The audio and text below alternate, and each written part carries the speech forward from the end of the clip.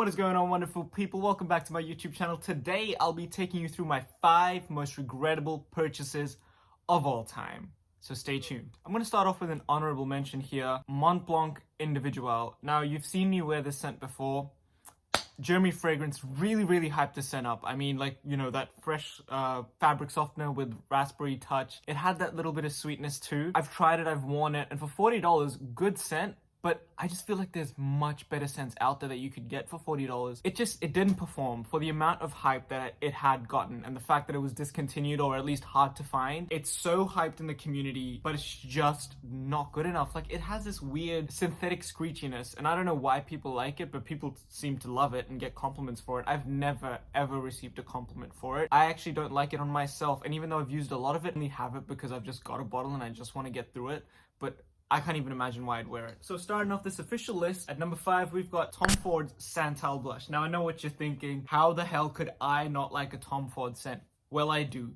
And that shit is Santal blush. I mean, that shit smells like just bad, man. Because again, like I said in my last weekly rotation, it's got that cumin note and it just comes off as like bad spoiled curry or like sweat. If you can get past that, great, but it's really hard to get past that. Like, it's something where you can't overspray and it doesn't project, it doesn't linger on as you'd like to, so you have to overspray it sometimes. And when you do, the cumin note sort of lingers on for way too long and it's too intense, and then I just don't like it. I think if this scent didn't have as much of that cumin sort of vibe, I think it would be much more enjoyable, just because that fluffy sort of cloudy nature that it has, just like Love Don't Be Shy has, is a really good idea, but it's just not doing it for me. It's not what I'd expect from a private blend from Tom Ford. It's not powerful, it's not bold, it's just sort of, it's trying to be something that it isn't, and that's why I don't like the scent. In terms of alternatives, I can only think of 2, and they're both, one of them is really pricey, so that one's Kilian's Love Don't Be Shy. It's got that cloudy fluffiness, marshmallow, sort of like airy fairy type of vibe, which is, so I feel like a good alternative that you really want to get if you like Santal blush and you want to try something else, and you really like the fluffiness of Santal blush, go with Love Don't Be Shy by Kilian. If not, and if you don't want to spend that much, this is another niche house that you need to try. It's by Stranger's Perfumery. It's called Assorted Fairy Tale in Hyde Park. Now, when I smelt this scent, I really second-guessed my reasons to buy Love Don't Be Shy. This scent is not exactly like Love Don't Be Shy, but it is definitely in the same profile, and some might even argue it's better than Love Don't Be Shy for what it is. I'll own both of them. You don't need both of them. If I had to pick between the two, I'd still go for the Kilian, just because it's much more likable. Slowly but surely, Assorted Fairy Tale in Hyde Park is slowly getting my heart, and between the two, it's really 50-50. Those are great alternatives to Santal blush, in my opinion. One of the 2 fragrances from this brand are on this list. The first one is Creed's Silver Mountain Water. I love this scent. I have publicly admitted my love for that scent, okay? I want to wear that scent and to very important events in my life, but it just does not last long. No matter how much you spray, no matter how much you try, Creed nowadays just doesn't last. And I still remember the day when I just jokingly tried on Sillage at a perfume store, and I thought, this can't be like Silver Mountain Water. It's not that close, right? It can't be another Club de Nuit intense situation where sometimes you can't even tell the difference given the batches. It wasn't the same, which is good, but my goodness, was it eerily similar, which is bad, because if I'm gonna pay upwards of $300 to get a scent, I do not want to do by a $60 clone that lasts longer, projects harder, and some people might even like it more. That's the biggest downside to Creed Silver Mountain Water. You put it on, and in about 20 minutes, it's gone, right? You're gonna have to start sniffing real close if you're gonna smell it. In about an hour, just forget about it. Absolutely forget about it, which is awful, it's abysmal, it's not okay.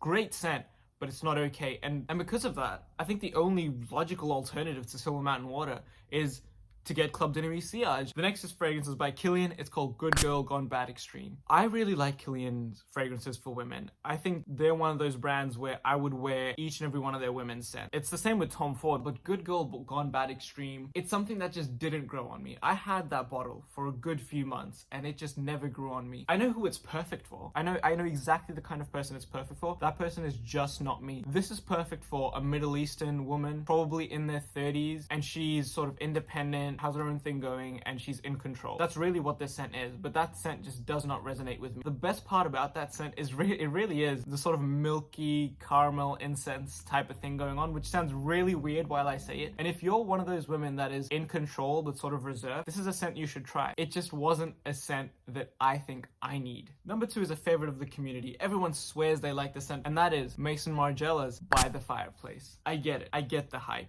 okay, I get that it smells like chestnut, I get that it lasts long, I get that it projects, I get that it's unique and nice, but I have smelt it on a lot of people and I found it very annoying. That might just be a personal thing. When I found other people wearing it and I smelt it on them and I found it annoying, I don't want to keep a scent that I find annoying. It was one of those scents where like I smelt it and I went, I want to get away from this person because it's cloying to me, which is why I don't like By the Fireplace. It is very unique, and in terms of alternatives, I much prefer the Stronger With You line compared to By the Fireplace. And I also prefer A City on Fire, surprisingly, which most people wouldn't go for, A City on Fire over By the Fireplace. But I think A City on Fire fully commits to being an artistic fragrance, whereas By the Fireplace is trying to bridge the line between a designer fragrance and an artistic one. I feel like you'd be much better off actually picking a lane rather than going by having both feet in and out the water. So By the Fireplace is not a bad scent. It's just one that I really regret purchasing, but while I had it, I liked it. But as soon as I smelt it on someone else, it just turned me off and I had to let it go. Now, the last scent, it's a big one. It's one of my favorite scents. I actually remember why I bought it. I went to Libertine in Maya, smelt it, and I was taken back to my childhood. Fresh cut grass, you know, going out to mountains on hikes and just having fun, being with my family. We didn't have much back then, and it just took me way back to when I was like 12, 11 years old. And that's Creed's Green Irish Tweed. As soon as I smelt it, I smelt fresh cut grass, summer, you know, 30-degree heat, skin, you know, getting sunburned. It took me way back, and for that reason I should keep that scent. I really should, but I do have a little decant of it just so I can smell it every now and then to be reminded of that time. But because like I said with Silver Mountain Water, it lasts 30 minutes. And a lot of people will tell you, you could get Davidoff's Cool Water, and